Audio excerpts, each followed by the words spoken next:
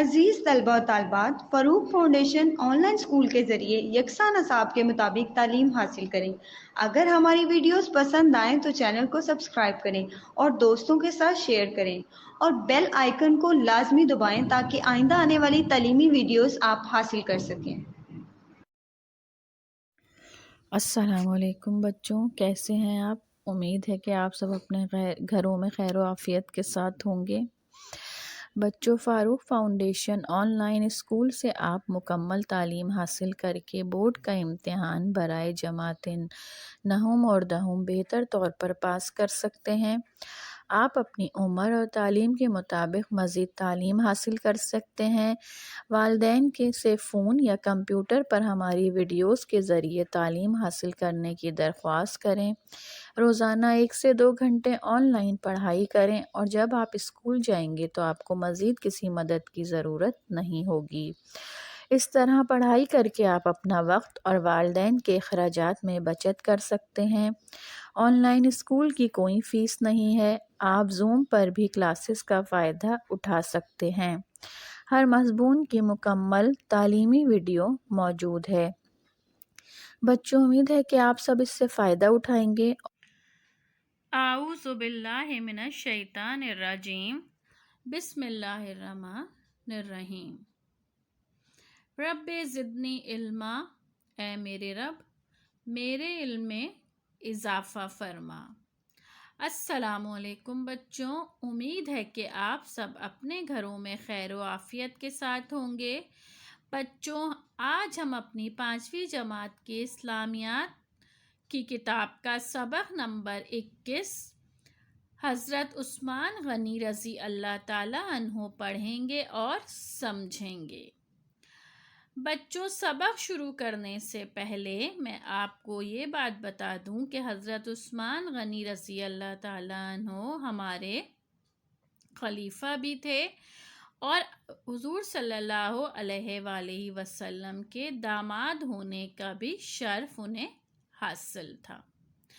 تو بچوں، حضرت عثمان غنی رضی اللہ تعالیٰ عنہ کا تعلق قریش مکہ کے ایک بہت معزز خاندان سے تھا۔ حضرت عثمان غنی رضی اللہ تعالیٰ عنہ مکہ کے ان چند لوگوں میں سے تھے جو اسلام کے ابتدائی دور میں پڑھنا لکھنا جانتے تھے، یعنی جب اسلام پھیلا تھا تو اس کے شروع سے ہی حضرت عثمان غنی رضی اللہ تعالیٰ عنہ پڑھنا لکھنا جانتے تھے۔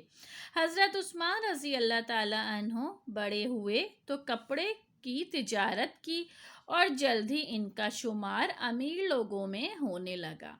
حضرت عثمان رضی اللہ تعالیٰ عنہ نرم دل اور ہمدرد تھے، غریبوں کی دل کھول کر مالی مدد کرتے اور ہر ایک کی مصیبت میں کام آتے، اس لیے ان کو غنی کہا جاتا تھا۔ قبول اسلام اور ہجرت۔ حضرت عثمان رضی اللہ تعالیٰ عنہ نے حضرت ابوبکر صدیق کی تبلیغ اور حضور صلی اللہ علیہ وآلہ وسلم کی سیرت سے متاثر ہو کر اسلام قبول کیا۔ حضرت عثمان رضی اللہ تعالیٰ عنہ کا گھرانہ اس وقت کے طاقتور خاندانوں میں تھا، پھر بھی حضرت عثمان رضی اللہ تعالیٰ عنہ نے بڑی جرأت سے اپنے قبول اسلام کا اعلان کر دیا، جس پر سارے قبیلے کے لوگ ان کے دشمن بن گئے۔ حضرت عثمان رضی اللہ تعالیٰ عنہ نے 2 مرتبہ ہجرت کی۔ آپ رضی اللہ تعالیٰ عنہ نے پہلے حبشہ اور پھر مدینہ کی طرف ہجرت کی اور پھر اپنی بقیہ زندگی مدینہ میں گزاری۔ تو بچوں، آپ کا نام عثمان، کنیت ابو عبداللہ اور ابو عمر اور لقب ذوالنورین تھا۔ والد کا نام عفان اور والدہ کا نام عروہ تھا۔ حضرت عثمان رضی اللہ تعالیٰ عنہ کا سلسلہ نسب 5ویں پشت میں آ کر حضرت محمد صلی اللہ علیہ وآلہ وسلم سے مل جاتا تھا۔ آپ رضی اللہ تعالیٰ عنہ کو ذوالنورین اس لیے کہا جاتا ہے کہ آپ صلی اللہ علیہ وآلہ وسلم نے اپنی 2 صاحبزادیاں حضرت رقیہ رضی اللہ تعالی عنہا اور سیدہ ام کلثوم رضی اللہ تعالی عنہا یک کے بعد دیگرے یعنی ایک کے بعد ایک ان کے نکاح میں دیں۔ ذوالنورین کے معنی ہیں 2 نوروں والا یعنی روشنیوں والا۔ حضرت عثمان رضی اللہ تعالیٰ عنہ کا تعلق قریش کی مشہور شاخ بنو امیہ سے تھا۔ بنو امیہ کا خاندان شروع سے ہی نہایت عزت والا تھا۔ حضرت عثمان رضی اللہ تعالیٰ عنہ ہجرت نبوی صلی اللہ علیہ وآلہ وسلم سے 47 سال پہلے پیدا ہوئے، یعنی جب حضور صلی اللہ علیہ وآلہ وسلم نے ہجرت کی تو اس سے 47 سال پہلے آپ پیدا ہوئے۔ یہ ہاتھیوں کے مشہور واقعے کا 6واں سال تھا۔ انہوں نے اسی زمانے میں لکھنا پڑھنا سیکھ لیا تھا۔ جوانی میں آپ نے تجارت کا پیشہ اختیار کیا۔ اس میں اپنی ایمانداری، سچائی اور دیانتداری کی وجہ سے اتنی ترقی حاصل کر لی تھی کہ قریش میں ان کا شمار بڑے دولت مند لوگوں میں ہونے لگا، اسی لیے وہ غنی یعنی دولت مند کہلائے۔ حضرت عثمان رضی اللہ تعالیٰ عنہ جب 34 سال کے تھے تو مکے میں توحید کی آواز بلند ہوئی۔ ان کے حضرت ابو بکر صدیق رضی اللہ تعالیٰ عنہ کے ساتھ نہایت گہرے تعلقات تھے۔ حضرت صدیق اکبر کی تبلیغ سے وہ اسلام کی طرف مائل ہوئے اور حضرت صلی اللہ علیہ وآلہ وسلم کے دست مبارک یعنی ان کے ہاتھ پر، حضور صلی اللہ علیہ وسلم کے ہاتھ پر اسلام قبول کیا۔ اسلام قبول کرنے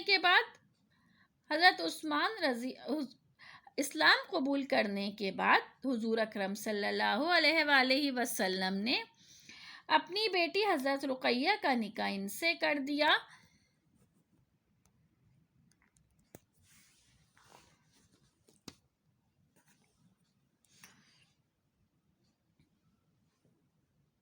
اب ہم آتے ہیں بچوں دوبارہ سبق کی طرف۔ ذوالنورین کا خطاب۔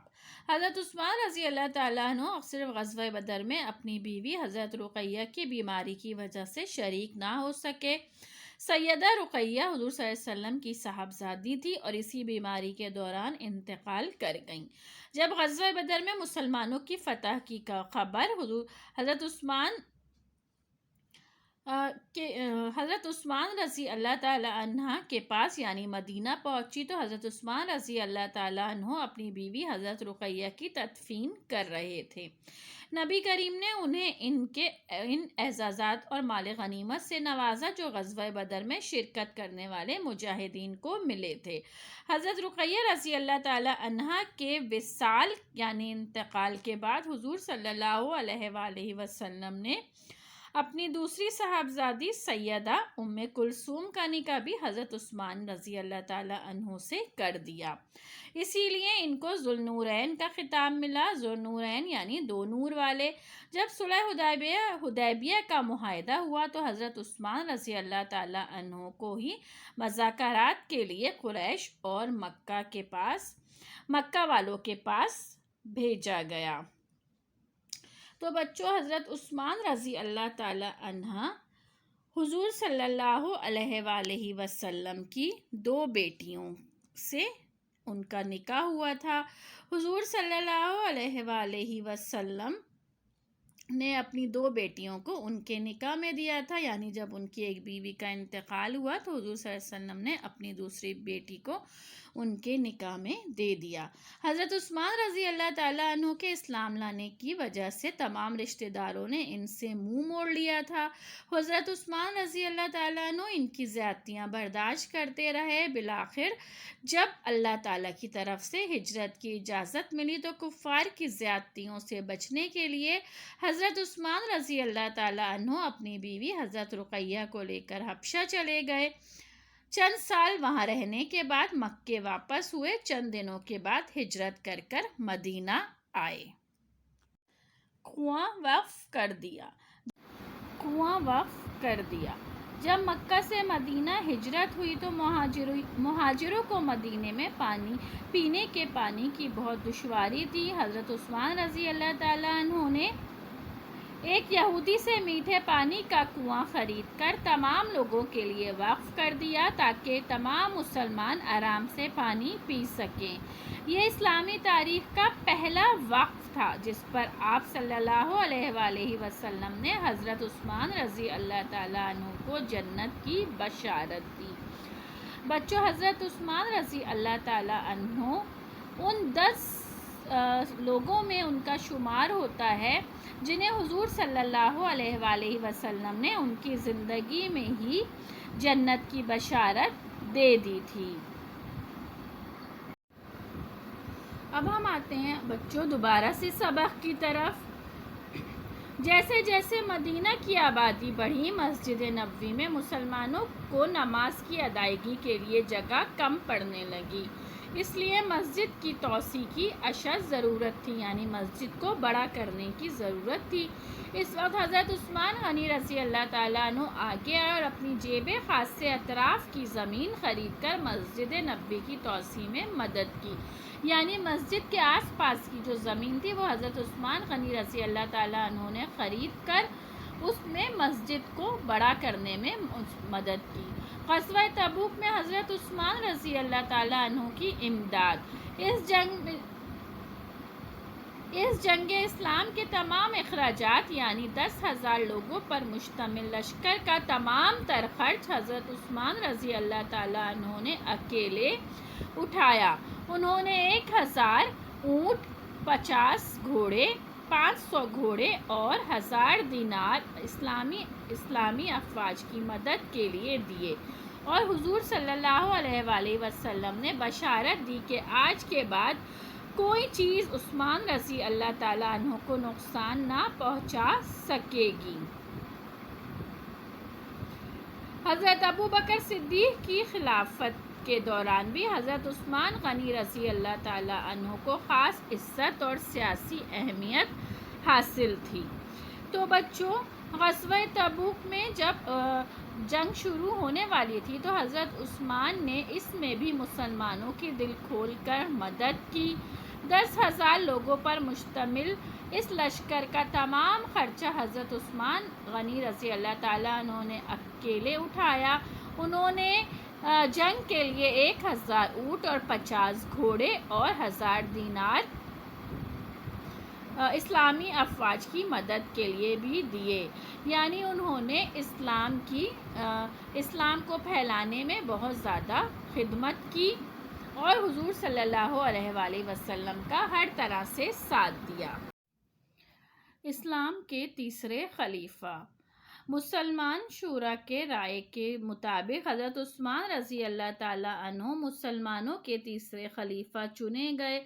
حضرت عمر رضی اللہ تعالیٰ عنہ نے بھی آپ کا نام خلافت کے لیے تجویز کیا تھا، جو اس وقت قاتلانہ حملے میں شدید زخمی ہو گئے تھے۔ حضرت عمر رضی اللہ تعالیٰ عنہ، حضرت علی رضی اللہ تعالیٰ عنہ، حضرت طلحہ انصاری رضی اللہ تعالیٰ عنہ، حضرت زبیر رضی اللہ تعالیٰ عنہ، حضرت عبداللہ بن عوف رضی اللہ تعالیٰ عنہ، حضرت سعد بن وقاص رضی اللہ تعالیٰ عنہ جیسے صحابہ کرام کے مشوروں سے حضرت عثمان رضی اللہ تعالیٰ عنہ کو خلیفہ چنا گیا۔ فتوحات۔ حضرت عثمان رضی اللہ تعالیٰ عنہ کے دور خلافت میں جن علاقوں کو فتح کیا گیا ان میں قبرص، افغانستان، سمرقند، تاشقند، ترکمانستان، خراسان، لیبیا، مراکش، تیونس، ایران، یمن اور عرب کے تمام خطے شامل ہیں۔ حضرت عثمان رضی اللہ تعالیٰ عنہ کی نرم دلی۔ حضرت عثمان رضی اللہ تعالیٰ عنہ نرم دل شخص تھے اور لوگوں کی غلطیوں کو درگزر کرتے اور انہیں آسانی سے معاف کر دیتے، جس کی وجہ سے دشمنوں کی سازشیں ناکام ہوتی گئیں اور ملک میں انتشار پھیلتا چلا گیا۔ صحابہ اکرام رضی اللہ تعالیٰ عنہ نے مشورہ دیا کہ حضرت عثمان رضی اللہ تعالیٰ عنہ اپنے دشمنوں کو ہلاک کروا دیں، لیکن خلیفہ سوئم حضرت عثمان رضی اللہ تعالیٰ عنہ نے اپنی ذات کی خاطر مدینہ میں کسی بھی قسم کے خون بہانے کی اجازت نہ دی۔ حضرت عثمان رضی اللہ تعالیٰ عنہ کی شہادت تاریخ اسلام کا نہایت افسوسناک واقعہ ہے۔ حضرت امیر معاویہ رضی اللہ تعالیٰ عنہ نے حضرت عثمان رضی اللہ تعالیٰ عنہ کو مدینے سے باہر چلے جانے اور اپنی حفاظت کے لیے فوج رکھنے کا مشورہ دیا، لیکن یہ مشورہ بھی حضرت عثمان نے نہ مانا۔ انہوں نے کہا میں مدینہ چھوڑ کر نہ جاؤں گا، چاہے لوگ مجھے جان سے ہی کیوں نہ مار دیں۔ کچھ لوگوں نے سازشیں کی، ایسے حالات پیدا کیے کہ حضرت عثمان رضی اللہ تعالیٰ عنہ خلیفہ نہ رہیں اور ان کو ایک گھر میں نظر بند بھی رکھا۔ یہ وہ زمانہ تھا جب بزرگ صحابہ حج کرنے گئے ہوئے تھے۔ حضرت عثمان رضی اللہ تعالیٰ عنہ گھر کا پہرا بھی سختی سے دیا جا رہا تھا۔ بلوائیوں نے حضرت عثمان رضی اللہ تعالیٰ عنہ کے سامنے آنے کی ہمت نہ تھی، لہٰذا وہ گھر کی پچھلی دیوار کود کر حضرت عثمان رضی اللہ تعالیٰ عنہ کے گھر میں داخل ہوئے۔ حضرت عثمان اس وقت قرآن پاک کی تلاوت کر رہے تھے۔ دشمنوں نے خلیفہ وقت حضرت عثمان رضی اللہ تعالیٰ عنہ کو شہید اور ان کی بیوی حضرت نائلہ کو زخمی کر دیا۔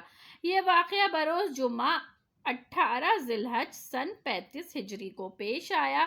اس وقت آپ کی عمر 82 سال تھی اور خلافت کا 12واں سال تھا، یعنی آپ کو خلیفہ بنے ہوئے 12واں سال تھا۔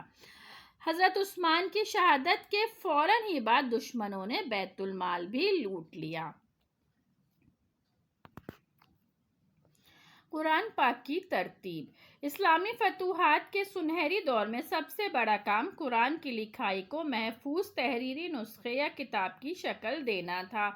حضرت عثمان رضی اللہ تعالیٰ عنہ جگہ جگہ گئے اور دیکھا کہ ہر جگہ کے مسلمان علیحدہ طرز کی لکھائی والا اور علیحدہ انداز میں قرآن پڑھتے ہیں، اس لیے انہوں نے قرآن مجید کو مرتب کرنے کا عظیم کام کیا، جس کا آغاز حضرت ابوبکر صدیق رضی اللہ تعالیٰ عنہ پہلے ہی کر چکے تھے۔ حضرت عثمان رضی اللہ تعالیٰ عنہ نے قرآن پاک کی ترتیب کو حتمی شکل دی۔ قرآن ایک جلد میں جمع ہو چکا تھا، لیکن یہ ایک ہی نسخہ تھا، اس لیے اس کی کئی نقول تیار کی گئی اور انہیں اسلامی مفتوحہ مقامات پر بھجوا دیا گیا۔ بعض مورخین کے مطابق حضرت عثمان رضی اللہ تعالیٰ عنہ کی طرف سے یہ ہدایت بھی کی گئی کہ اس کی نقول تیار کروا کے تقسیم کی جائیں۔ اس لیے حضرت عثمان رضی اللہ تعالیٰ عنہ کو جامع القرآن کہا جاتا ہے، یعنی قرآن کو جمع کرنے والا۔ حضرت عثمان رضی اللہ تعالیٰ عنہ عدالتی فیصلوں، قانون، حج اور عمرے کے مسائل کے عالم تھے۔ اعزازات، یعنی ان کو کیا کیا اعزازات تھے۔ حضرت عثمان رضی اللہ تعالیٰ عنہ جب گھر میں محصور تھے تو آپ نے فرمایا میں اسلام لانے والوں میں 4تھے نمبر پر ہوں۔ میں نے جنگ تبوک میں بھرپور مالی مدد کی۔ نبی کریم حضرت محمد صلی اللہ علیہ وآلہ وسلم نے یک کے بعد دیگرے 2 بیٹیوں کا نکاح مجھ سے کیا، جو بڑی سعادت ہے۔ میں نے منہ سے کبھی برا لفظ نہیں نکالا۔ میں نے نبی کریم کے ہاتھ پر بیعت کی۔ ہر جمعے کے دن غلاموں کو آزاد کیا۔ اگر کسی جمعے کو غلام نہ ملا تو اگلے جمعے کو اس کی تلافی کر دی۔ تو بچوں، ہمیں اس سبق سے یہ معلوم ہوتا ہے کہ حضرت عثمان رضی اللہ تعالیٰ عنہ کو بہت سارے اعزازات حاصل تھے، جس میں سب سے پہلا تو یہ تھا کہ آپ اسلام لانے والوں میں 4تھے نمبر پر تھے۔ آپ نے جنگ تبوک میں مالی مدد کی، مسلمانوں کا ساتھ دیا۔ نبی کریم کی 2 بیٹیاں یک کے بعد دیگرے آپ کے نکاح میں تھیں اور آپ کو ذوالنورین کا لقب دیا گیا۔ آپ نے اپنے منہ سے کبھی بھی کہیں بھی برا لفظ نہیں نکالا۔ آپ نے حضور صلی اللہ علیہ وآلہ وسلم کے ہاتھ پر بیعت کی۔ ہر جمعے کو آپ جمعے کی نماز کے بعد غلام آزاد کرتے اور اگر اس جمعے کوئی غلام نہ ہوتا تو اگلے جمعے اس کی تلافی کر دیا کرتے تھے۔ تو بچوں، حضرت عثمان رضی اللہ تعالیٰ عنہ کا سبق پڑھ کر ہمیں یہ معلوم ہوتا ہے کہ حضرت عثمان کا تعلق قریش کے ایک معزز خاندان بنو امیہ سے تھا۔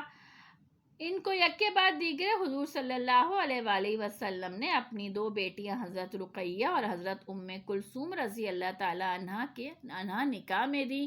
اس وجہ سے وہ ذوالنورین کے لقب سے مشہور ہوئے۔ حضرت عثمان ان لوگوں میں شامل ہیں جن کو 2 ہجرتوں کا اعزاز حاصل ہے۔ انہوں نے اپنی کثیر دولت اسلام کی اشاعت اور مسلمانوں کی خدمت کے لیے خرچ کی۔ غزوہ تبوک کے موقع پر جب انہوں نے مثالی مالی مدد کی تو آپ صلی اللہ علیہ وآلہ وسلم اتنے خوش ہوئے کہ آپ نے فرمایا کہ آج کے بعد عثمان کا کوئی عمل ان کو نقصان نہیں پہنچا سکتا۔ آپ تقریباً 12 سال خلافت کے بعد باغیوں کے ہاتھوں مظلوم ہو کر شہید ہوئے۔ تو بچوں انشاءاللہ آپ امید کرتی ہوں کہ آپ لوگ اس سبق کو پڑھیں گے اور اس کو میرے لیکچر کو اچھی طرح سے سنیں گے اور سمجھیں گے اور اس سبق کی اہم باتوں کو یاد رکھنے کی کوشش کریں گے۔ انشاءاللہ اپنے نئے لیکچر کے ساتھ بہت جلد آپ کے سامنے حاضر ہوں گی، جس میں اس سبق کے مشقی سوالات اور جوابات کروائے جائیں گے۔ جب تک اپنا بہت خیال رکھیے گا۔ اللہ حافظ۔